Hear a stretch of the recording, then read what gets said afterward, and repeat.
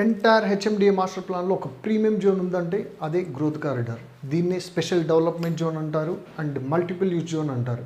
ఇది outer ring రోడ్కి 1 kilometre inside 1 kilometre outside ఉంటుంది.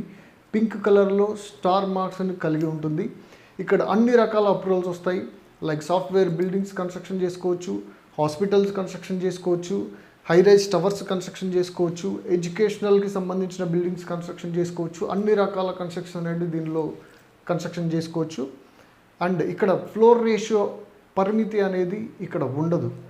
మీకు 100 ఫీట్ రోడ్ ఉండి 1000 గజాల కన్నా పైన మీ ల్యాండ్ ఉంటే ఇక్కడ 100 ఫ్లోర్లైనా కన్స్ట్రక్షన్ చేసుకోవచ్చు.